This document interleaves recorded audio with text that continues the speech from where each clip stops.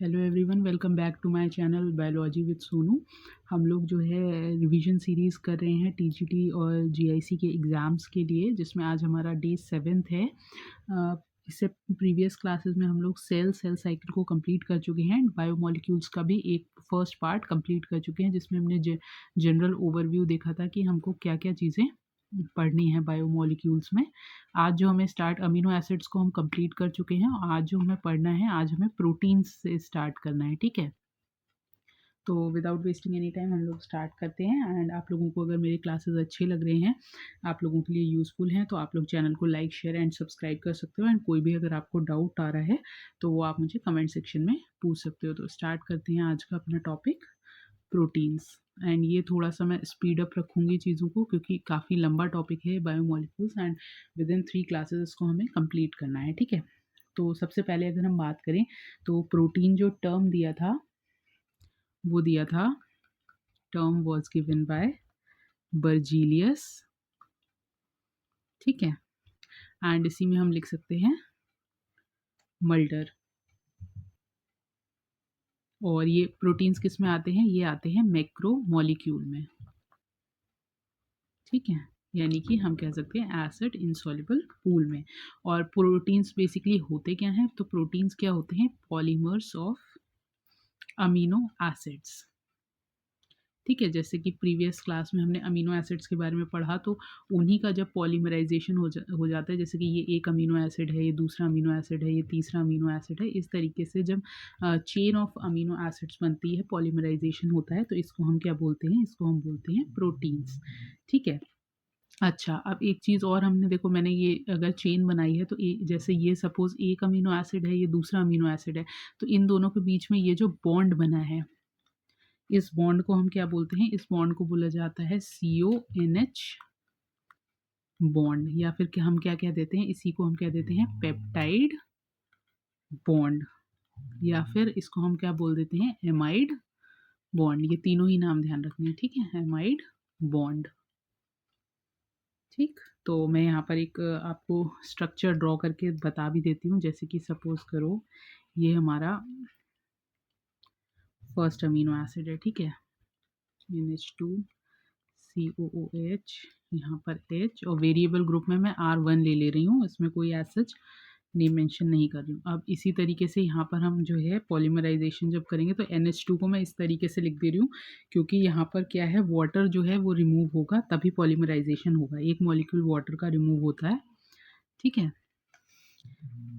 तो ये यहाँ पर R2 दूसरा वेरिएबल ग्रुप आ गया, COOH। इसी तरीके से तीसरा, यहाँ पर हम तीसरा मॉलिक्यूल और ऐड करेंगे, तो NH2 को इस तरीके से लिख दिया हमने, H, यहाँ पर R3 और COOH, ठीक है। अब देखो यहाँ से हम एक ये OH और ये यहाँ से वाटर रिमूव होगा, ठीक है। यहाँ पर मैं लिख दे रही हूँ -H2O। इसी तरीके से यहाँ से ये वाटर रिमूव होगा, -H2O। अब यहाँ पे क्या बॉन्ड बन जाएगा? अब ये एज इट इज़ ये तो सेम रहेगा, बाकी सब NH2C, ये HR1, और यहाँ पर क्या रह गया? CO रह गया, एंड दिस वन NH रह गया। बाकी ये तो वाटर निकल ही गया है। इसी तरीके से यहाँ पर CHR2 CO, यहाँ पर फिर NH आ गया, बॉन्ड CHR3 एंड COOH, ठीक है। तो अब देखो ये पेप्टाइड बॉन्ड कौन सा हुआ? ये जो CONH बॉन्ड बना है ना, this is known as peptide bond. तो अब आपने एक चीज़ यहाँ पर नोट करी होगी कि अगर 3 अमीनो एसिड्स कंबाइन हो रहे हैं तो पेप्टाइड बॉन्ड्स, क्योंकि नंबर ऑफ पेप्टाइड बॉन्ड्स पूछे जाते हैं क्वेश्चन में, कि अगर सपोज 5 अमीनो एसिड्स की चेन है या 10 अमीनो एसिड्स की चेन है, तो नंबर ऑफ पेप्टाइड बॉन्ड्स कितने बनेंगे? तो आपको ये चीज़ ध्यान रखनी है कि जितने भी नंबर ऑफ अमीनो एसिड्स हैं, उसमें से अगर लीनियर चेन है तो उसमें से हम 1 माइनस कर देंगे। देखो यहाँ पर हमने 3 अमीनो एसिड्स लिए, और जब इनका पॉलीमराइजेशन हुआ तो बॉन्ड्स कितने पेप्टाइड बॉन्ड बने? पहला तो ये बना और दूसरा ये बना। तो इसलिए हम यहाँ पर लिख सकते हैं कि अगर हमें नंबर ऑफ पेप्टाइड बॉन्ड्स निकालने हैं, पेप्टाइड बॉन्ड्स, तो क्या होगा? अमीनो एसिड में से एक माइनस कर देंगे तो हमारे नंबर ऑफ पेप्टाइड बॉन्ड्स आ जाएंगे। ठीक है। अच्छा, एक चीज़ और यहाँ पर हम लिख सकते हैं नोट करके, ये क्वेश्चन भी आया हुआ है प्रीवियस ईयर जो टीजीटी 2021 वाला हुआ था, उसमें ये क्वेश्चन पूछा था कि जो प्रोटीन फॉर्मेशन होता है वो किस टर्मिनल से किस टर्मिनल तक होता है। तो यहाँ पर आप लिख सकते हो प्रोटीन फॉर्मेशन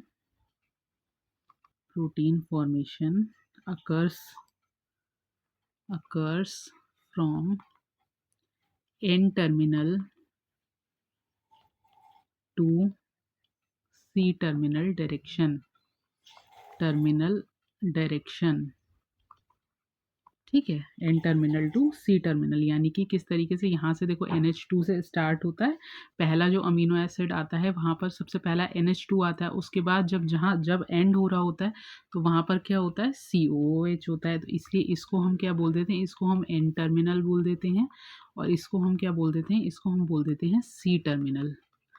ठीक है, मैं अगर आपको प्रीवियस स्ट्रक्चर दिखाऊं तो देखो ये एन टर्मिनल हो गया और ये आपका क्या हो गया, ये सी टर्मिनल हो गया। ठीक है, अब ये तो चीज़ मैंने आपको नंबर ऑफ पेप्टाइड बॉन्ड्स वाली लिखवाई दी है ना। यहाँ पर एक बार फिर से चाहो तो लिख लो कि नंबर ऑफ पेप्टाइड बॉन्ड्स अगर हमें निकालनी है, नंबर ऑफ पेप्टाइड बॉन्ड्स, तो हम क्या करेंगे, number of amino acids minus 1 कर देंगे। ठीक है। अच्छा, इसके अलावा देखो अब हमने कि किसको हम डाइपेप्टाइड बोलते हैं, किसको ट्राइपेप्टाइड बोलते हैं, वो चीज़ भी देख लेते हैं। अगर 2 अमीनो एसिड्स का पॉलीमराइजेशन हो रहा है तो उसको हम क्या बोलेंगे, इस तरीके से, इसे हम क्या बोलेंगे, डाइपेप्टाइड। और इसमें number of bonds, peptide bonds कितना, पेप्टाइड बॉन्ड एक ही है, ये CONH। ठीक है। इसी तरीके से अगर 3 अमीनो एसिड्स हैं तो इसको हम क्या बोलेंगे, ट्राइपेप्टाइड बोलेंगे। ठीक, 4 अमीनो एसिड्स हैं then it will be tetrapeptide, 5 हैं तो पेंटा, 6 है तो हेक्सा, 7 है तो हेप्टा, 8 है तो ऑक्टापेप्टाइड, 9 है तो नैनोपेप्टाइड, और 10 है तो डेकापेप्टाइड। अच्छा ठीक है, ये इस तरीके से। और अगर मोर देन 10 अमीनो एसिड्स हैं तो उसको हम क्या बोलेंगे, पॉलीपेप्टाइड। ठीक है, polypeptide more than 10 amino acids को। और वहीं पर ही अगर मोर देन 50 अमीनो एसिड्स हैं तो वो क्या हो जाता है, वो हमारा प्रोटीन्स हो जाता है। ठीक है, ये चीज़ आपको ध्यान रखनी है। ये स्टेटमेंट में क्वेश्चन आ सकता है कि more than 50 amino acids are known as proteins, तो वो चीज़ आपको ध्यान रखनी है। मोर देन 10 अमीनो एसिड्स हैं तो पॉलीपेप्टाइड है, मोर देन 50 अमीनो एसिड्स है तो प्रोटीन्स है। ठीक है। अच्छा, मोस्ट अबंडेंट प्रोटीन की भी बात कर लेते हैं यहाँ पर, तो आप नोट करके लिख सकते हो, मोस्ट अबंडेंट प्रोटीन। अब यहाँ पर हम देखेंगे ऑफ एनिमल किंगडम भी देखेंगे। एनिमल किंगडम का कौन सा है most abundant protein, animal kingdom का है कोलेजन। ठीक है, कोलेजन। और वहीं पे अगर हम बात करें होल बायोस्फीयर की, होल बायोस्फीयर, तो होल बायोस्फीयर में क्या है, वो है रूबिस्को। ठीक है, ये सब अभी हम डिटेल में इसको पढ़ेंगे, कोलेजन के बारे में, रूबिस्को के बारे में, जो हम स्ट्रक्चर्स पढ़ेंगे प्रोटीन के वहाँ पे। तो देखो, आप प्रोटीन्स को हम कितने टाइप्स से डिवाइड कर सकते हैं, तो प्रोटीन्स की अगर हम बात करें तो एक तो होते हैं सिंपल प्रोटीन्स। ठीक है, सिंपल प्रोटीन्स। दूसरे होते हैं कॉन्जुगेटेड प्रोटीन्स, और तीसरे होते हैं डिराइव्ड प्रोटीन्स। ठीक है, अब अगर बात करें सिंपल प्रोटीन्स की, तो सिंपल प्रोटीन्स कैसे होते हैं, ये ओनली प्रोटीन पार्ट इसमें प्रेजेंट होता है, यहाँ पर only protein part.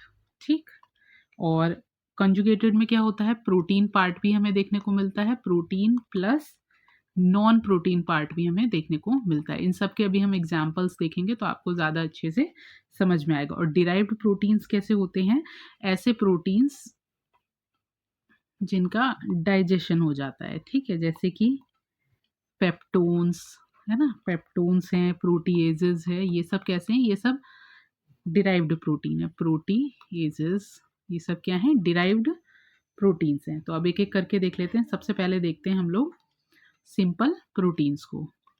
Next heading डाल लीजिए सिंपल प्रोटीन्स। ठीक है, सिंपल प्रोटीन्स की अगर हम बात करें तो दो तरीके से हम इनको स्टडी करते हैं। एक तो होते हैं हमारे फाइब्रस प्रोटीन्स, और दूसरे होते हैं हमारे ग्लोब्यूलर प्रोटीन्स। ठीक है,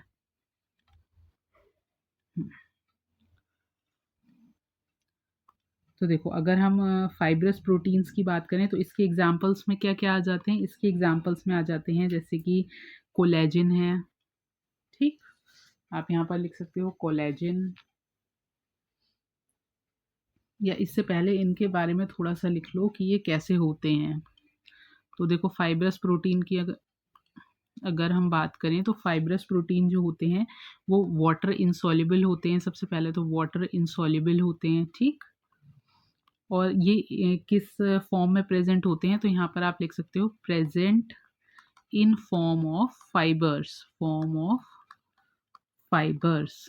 ठीक है, और वहीं पे अगर हम बात करें ग्लोबुलर प्रोटीन की तो ये कैसे होते हैं, ग्लोबुलर अपीयरेंस में होते हैं, ग्लोब्यूलर अपीयरेंस होती है इनकी। ठीक है, अपीयरेंस, और ये कैसे होते हैं, ये सॉल्युबल होते हैं वाटर में, सॉल्युबल इन वाटर।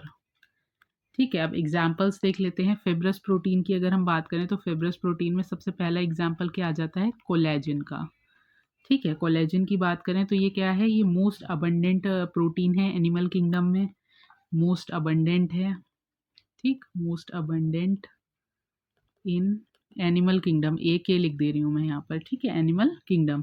अच्छा, इसमें अगर बात करी जाए तो इसमें देखो इसके हेलिक्स की बात करें तो 3 हेलिक्स होते हैं, ये आपको ध्यान रखना है। इसके अलावा जो कोलेजन है वो ग्लाइसिन एंड प्रोलीन रिच होता है, ग्लाइसिन एंड प्रोलीन रिच होता है।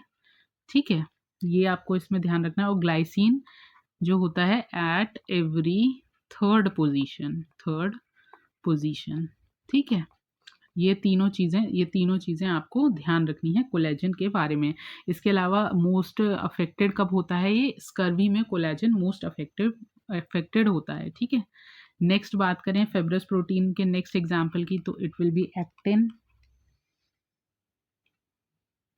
ठीक है, इसके अलावा एग्जाम्पल्स देखो तो मायोसिन, फिब्रिन और केरेटिन। ठीक है, केरेटिन हमें कहाँ देखने को मिलता है, ये हेयर में, हॉर्न में, हूव्स में, नेल्स में केरेटिन देखने को मिलता है। और केरेटिन सल्फर रिच होता है, सल्फर रिच, या हम कह सकते हैं इसमें सिस्टीन मिलता है देखने को। ठीक है, सिस्टीन अमीनो एसिड। अब आ जाते हैं ग्लोबुलर प्रोटीन्स पर। तो ग्लोबुलर प्रोटीन्स में हमने देखा इनका अपीयरेंस कैसा होता है, ये ग्लोबुलर होता है, सॉल्युबल होते हैं वाटर में। और इसके एग्जाम्पल की अगर हम बात करें तो सबसे पहला तो हो जाता है रूबिस्को। ठीक है, रूबिस्को मोस्ट अबंडेंट है ये होल बायोस्फीयर में और प्लांट किंगडम में। और इसके अलावा ये बायफंक्शनल एंजाइम होता है, यानी कि इसके पास कार्बोक्सिलेज एक्टिविटी भी है और ऑक्सीजनेज एक्टिविटी भी है। ठीक है, इसके अलावा बात करें नेक्स्ट एग्जांपल की, then it will be albumin. अब मेरे पास यहाँ स्पेस नहीं है, मैं बोल दे रही हूँ, आप लोग अपने नोट्स में इसको नोट डाउन कर लीजिएगा। एल्ब्यूमिन क्या है, मोस्ट अबंडेंट प्रोटीन है ह्यूमन बॉडी का, और ये रिस्पॉन्सिबल होता है मेंटेनेंस ऑफ ऑस्मोटिक बैलेंस। मैं यहाँ पर ऑस्मोटिक बैलेंस लिख दे रही हूँ केवल, जिससे कि आपको ध्यान रहे, मेंटेनेंस ऑफ ऑस्मोटिक बैलेंस आप लोग पूरा लिख लीजिएगा। नेक्स्ट बात करें ग्लोबुलर प्रोटीन की तो नेक्स्ट एग्जाम्पल है इसका हिस्टोन। ठीक है, हिस्टोन की अगर हम बात करें तो हिस्टोन एक तरीके से पॉजिटिव प्रोटीन है, आर्जिनिन एंड लाइसिन रिच होता है। नेक्स्ट बात करें नेक्स्ट एग्जांपल की तो नेक्स्ट एग्जांपल विल बी प्रोटामाइंस। ठीक है, प्रोटामाइंस MINES, प्रोटामाइंस। ठीक है, ये भी आर्जिनिन रिच होता है एंड ये स्पर्म्स में मिलता है देखने को। नेक्स्ट एग्जांपल की बात करें तो होता है प्रोलामाइंस। ये हमें कहाँ देखने को मिलता है, ये हमें सीरियल्स में देखने को मिलता है।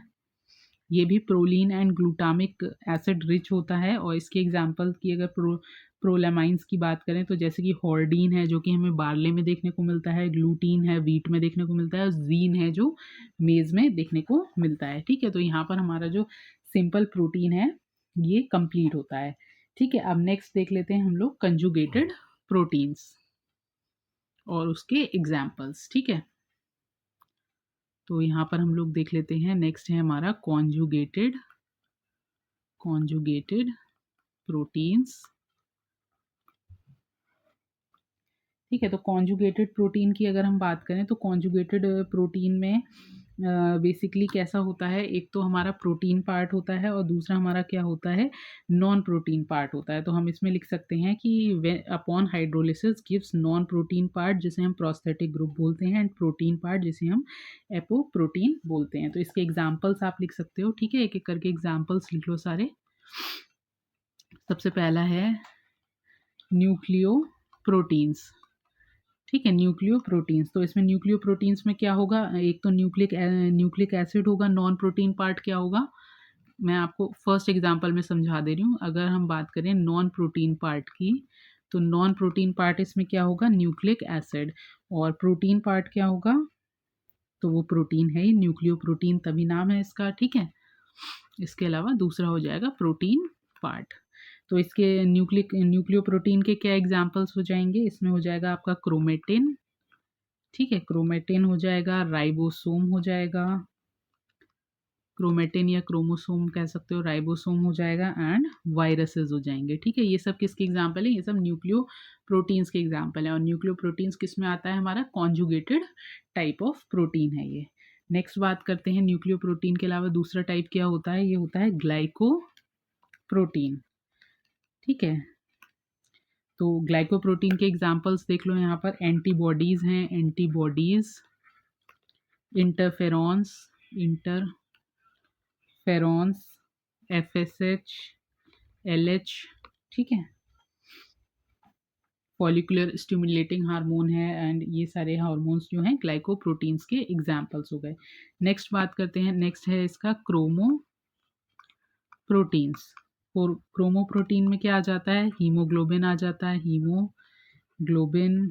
ठीक है, इसके अलावा हीमो इरिथ्रीन आ जाता है, हीमो इरिथ्रीन, और हीमोसाइनिन आ जाता है। ठीक है, ये सब क्रोमोप्रोटीन के एग्जाम्पल्स हो गए।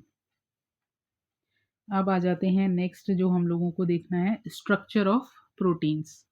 ठीक है,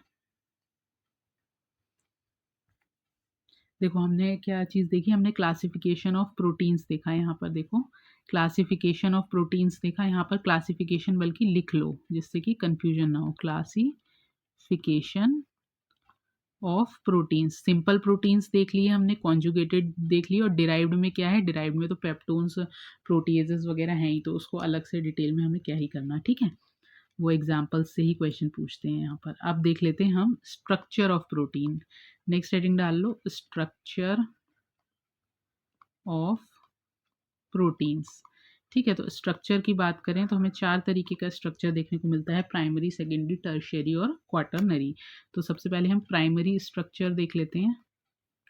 प्राइमरी स्ट्रक्चर की अगर हम बात करें यहाँ पर, तो प्राइमरी स्ट्रक्चर कैसा होता है, ये लीनियर फॉर्म में होता है और सबसे सिंपलेस्ट होता है। ठीक है, तो यहाँ पर हम लिख सकते हैं कैसा होता है, ये लीनियर चेन होती है, linear chain of amino acids. ठीक है, यानी कि किस तरीके से, इस तरीके से एक लीनियर चेन होगी ये। ठीक है, और बॉन्ड्स की बात करें तो केवल ओनली पेप्टाइड बॉन्ड्स हमें यहाँ पर देखने को मिलते हैं, पेप्टाइड बॉन्ड्स हमें देखने को मिलते हैं। ठीक है, सबसे सिंपलेस्ट फॉर्म होता है ये, सिंपलेस्ट फॉर्म। ठीक है, और इसके सिग्निफिकेंस की बात करें अगर हम, सिग्निफिकेंस की, तो सिग्निफिकेंस में हम कह सकते हैं कि प्राइमरी स्ट्रक्चर से हम क्या कर सकते हैं, सीक्वेंसिंग ऑफ अमीनो एसिड्स को, sequencing of amino acids.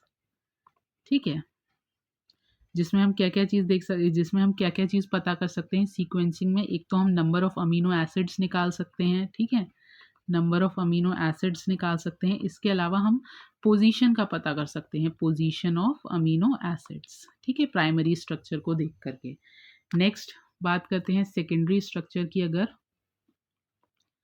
Secondary structure, तो देखो ये थोड़ा सा जो है कॉम्प्लेक्स हो जाता है in comparison to primary structure. ठीक है, इसमें बॉन्ड्स की अगर हम बात करें तो प्राइमरी में हमें केवल देखने को मिल रहा था पेप्टाइड बॉन्ड, यहाँ पर हमें peptide bond plus hydrogen bond भी देखने को मिलेंगे। ठीक है, हाइड्रोजन बॉन्ड भी देखने को मिलेंगे। अच्छा, सेकेंडरी स्ट्रक्चर में भी हमें दो तरीके के देखने को मिलते हैं बॉन्ड्स, एक तो अल्फा हेलिकल और दूसरा हमें देखने को मिलता है बीटा प्लीटेड।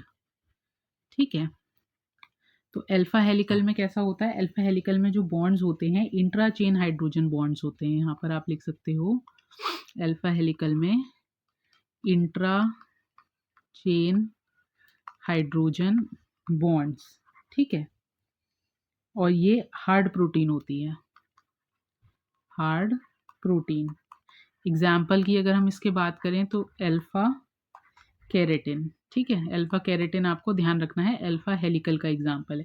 और वहीं बीटा प्लीटेड की अगर हम बात करें तो बीटा प्लीटेड में हमें कैसे बॉन्ड्स देखने को मिलते हैं, इंटर चेन हाइड्रोजन बॉन्ड हमें देखने को मिलेगा। ये सॉफ्ट प्रोटीन होते हैं, सॉफ्ट प्रोटीन। ठीक है, इसके एग्जाम्पल की अगर हम बात करें तो फिब्रोइन, जिसे हम सिल्क प्रोटीन बोलते हैं। इसके अलावा बीटा केरेटिन, जो कि बर्ड्स के फेदर्स में प्रेजेंट होता है। ठीक है, नेक्स्ट आ जाते हैं टर्शियरी स्ट्रक्चर पर। नेक्स्ट हेडिंग डाल लीजिए टर्शियरी स्ट्रक्चर। तो इसे हम टर्शियरी स्ट्रक्चर के अलावा इसको हम और 3D स्ट्रक्चर भी बोल देते हैं, 3D स्ट्रक्चर। ठीक है, इसमें काफ़ी सारे बॉन्ड्स हमें देखने को मिलते हैं, many bonds with in same polypeptide, with in same polypeptide. ठीक, कौन कौन से बॉन्ड्स हमें देखने को मिलते हैं इसमें, एक तो देखो पेप्टाइड बॉन्ड हो गया, पेप्टाइड बॉन्ड। इसके अलावा डाइसल्फाइड बॉन्ड होता है, डाइसल्फाइड। ठीक है, आयनिक बॉन्ड हमें यहाँ देखने को मिलते हैं। इसके अलावा हाइड्रोफोबिक बॉन्ड्स भी हमें यहाँ देखने को मिलते हैं, हाइड्रोफोबिक बॉन्ड्स। ठीक, एग्जाम्पल की अगर टर्शियरी स्ट्रक्चर की एग्जाम्पल की बात करें तो एग्जाम्पल होगा इसका मायोग्लोबिन। ठीक है, मायोग्लोबिन। मायोग्लोबिन क्या है, मसल हीमोग्लोबिन होती है, मसल हीमोग्लोबिन। और इसमें कितने 153 अमीनो एसिड्स होते हैं। ये बहुत इंपॉर्टेंट एग्जाम्पल है, यहाँ पे आपको इसको ध्यान रखना है। नेक्स्ट बात करते हैं क्वाटरनरी स्ट्रक्चर की, क्वाटरनरी स्ट्रक्चर। ठीक है, क्वाटरनरी स्ट्रक्चर में मेनी बॉन्ड्स बिटवीन टू और मोर पॉलीपेप्टाइड चेन। देखो डिफरेंस इस तरीके से ध्यान रखना कि टर्शियरी स्ट्रक्चर में within same polypeptide many bonds मिल रहे हैं, बट यहाँ पर जो है पॉलीपेप्टाइड की चेन 2 या 2 से ज़्यादा है, उनके बीच में हमें बॉन्ड्स देखने को मिल रहे हैं। और इसमें सारे ही बॉन्ड्स देखने को मिलेंगे जो कि टर्शियरी स्ट्रक्चर में हमें देखने को मिल रहे थे। All the bonds, all above bond, आप ऐसे लिख सकते हो, all bonds of tertiary structure हमें इसमें क्वाटरनरी में देखने को मिलते हैं। अब क्वाटरनरी के एग्जाम्पल्स की बात करें तो इसमें क्या क्या आ जाता है, एक तो हीमोग्लोबिन आ जाता है, हीमोग्लोबिन। ठीक है, और दूसरा आ जाता है इंसुलिन। ठीक है, इनका भी स्ट्रक्चर हम नेक्स्ट स्लाइड पर देख लेते हैं, क्योंकि इससे भी क्वेश्चन पूछे हुए हैं कि कितने अमीनो एसिड्स किस में प्रेजेंट होते हैं। तो एक एक करके देख लो, यहाँ पर ए डाल लो, यहाँ पर हीमोग्लोबिन। ठीक है, तो हीमोग्लोबिन की अगर हम बात करें तो देखो इसमें 4 पॉलीपेप्टाइड होते हैं, 4 पॉलीपेप्टाइड्स। ठीक है, 2 अल्फा एंड 2 बीटा चेन होती हैं। ठीक है, तो बात करें अगर हम एक अल्फा चेन में हमें कितने बॉन्ड्स देखने को मिलते हैं, तो ये 141 अमीनो एसिड्स देखने को मिलते हैं। और वहीं पे बात करें एक बीटा चेन में हमें कितने देखने को मिलते हैं अमीनो एसिड्स, तो 146 अमीनो एसिड्स होते हैं।